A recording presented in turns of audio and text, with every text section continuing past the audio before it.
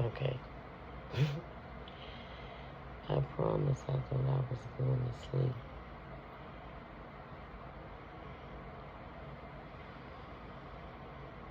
But I could not rest until I got this off my chest. Right? Because there's so much happening in this time and season. Not just with thyself,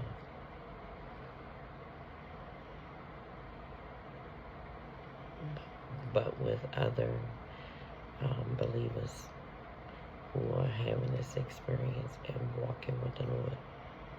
Right? First, I want to say,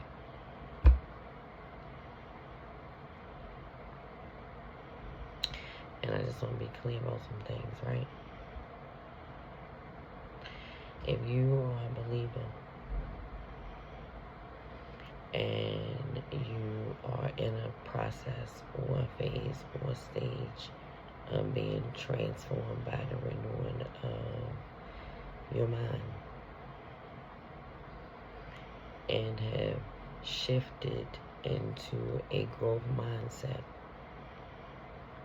or are shifting into a growth mindset, in this season we really have to be intentional about our mental health, right?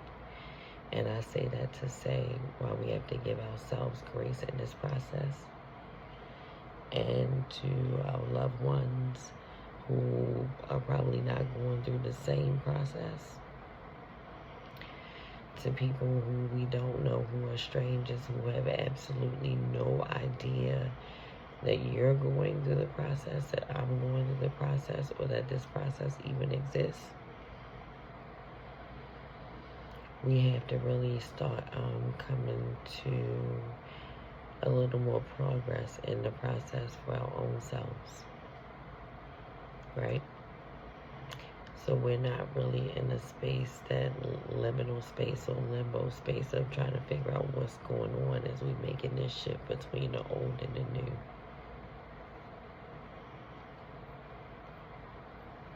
And giving ourselves grace and why we are feeling that space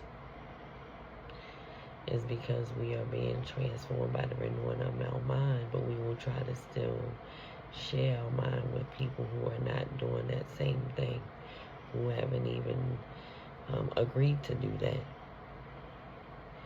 And that's not on them, which is why we have to always be in forgiveness and ask for forgiveness for even doing that with somebody, right? And just seek to study and show ourselves approved. And one of the things the Lord showed me recently is look for study buddies, people who are also doing the same thing with more intention, right? As a body of believers, as we are looking to strengthen ourselves in Him.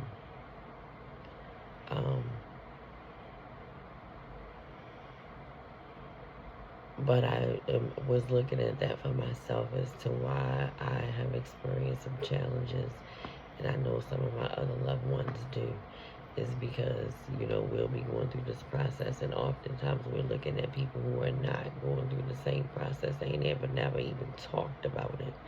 And we wondering why they thinking differently, why they don't think like us. They ain't supposed to be, because they not even in the same process or on the same journey. At least not at this point. At some point they might be, but not at this point. And we can't pull them there. Right? We can't pull them there. But I wanted to get back on here because there was some previous content that I took in from my friend Ryan. He was talking about destiny swapping in this video, and that terminology, right? And it really made me look at today and all the things that transpired, but really shifting my lens, right, as to how I'm looking at today and how all those things transpired. If we are to be transforming and renewing, and renewing our minds, it should be shifting our lens and our perspective at some point. And that's the part that we should be able to express. And sometimes that's the things that we suppress because the people around us who are not doing the same can't take it.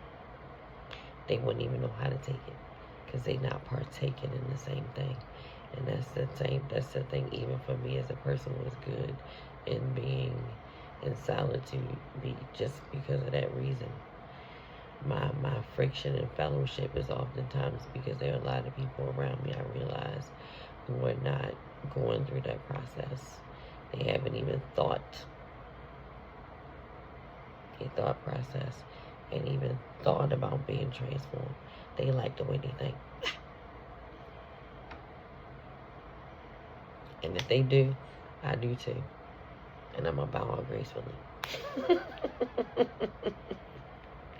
And that's one of the things I said in a short video I put on Facebook a while ago, right?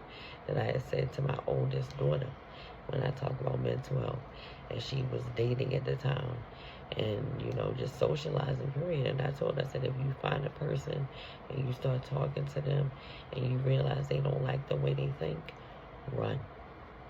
Because you can't change the way a person thinks. They might like the way they think. Let them.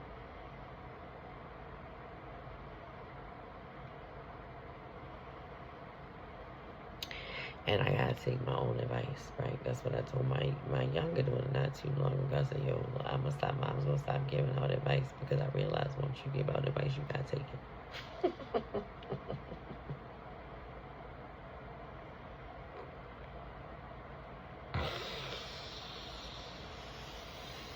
I play so much, but I don't really be, right?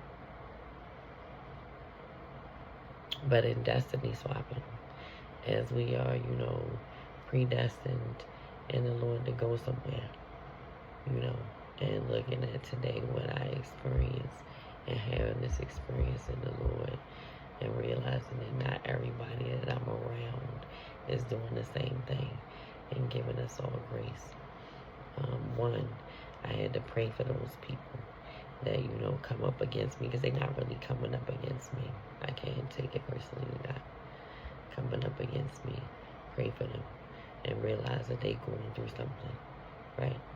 And just pray that the Lord, as He is helping me and you and whoever else get through, does the same for them. But really looking at how it does come into play when destiny swapping looks out, right? And some of the tactics. That's what the Lord showed me today. Like, Lovey, what I have done is placed you in that place so you can actually see some of the tactics, because they got a playbook too. We stay in the good book, they got a playbook too. They do. They do. I play all the time, but I don't play with them. They got a playbook too, right? And this is some of the plays they do. It may not be in any type of order, but this is some of the plays, right? I'm going to see if I can see some of the things they do.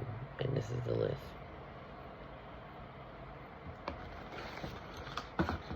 Right? So, first they try to cold shoulder. Right? They make it hard to break the ice. And they be cold. And they refuse to be pleasant and nice. They refuse to yield when you come into these spaces. And the Holy Ghost ain't in there. It ain't the Father. You got to bring the Father in place with you because He ain't up in that space. That's one of the things they do. Then after that don't work. They go to the next play. Being nice, nasty. Nice, nasty. And, what's it say? Fake friendly. Nice, nasty, and fake friendly. They try to get to know you, right? That's the second play. Once that don't work, Then they try to start getting to know things about you, right? They try to see what they try to have in common with you and see if they can copy you. They try to be like you. That's the false flattery, the fake flattery and all that. They try to copy you. That's the copycats. And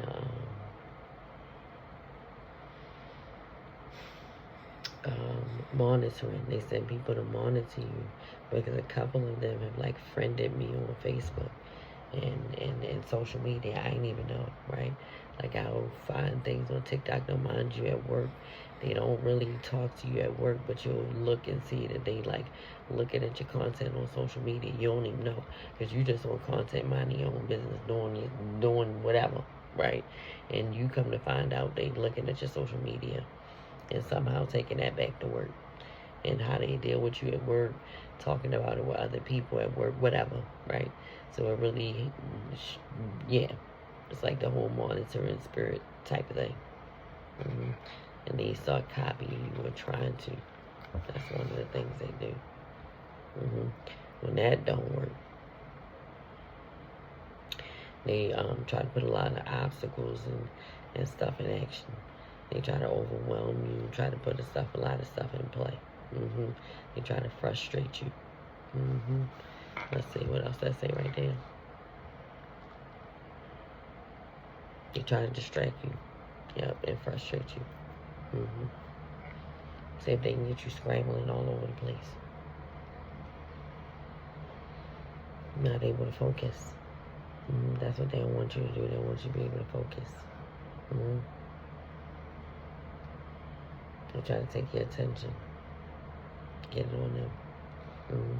When that don't work, then they try to trip you up with a lot of red tape and protocols that they don't even follow. They try to do that. They try to let's see what this say here because I don't have the light on. Let me see if I can turn this light on at the same time.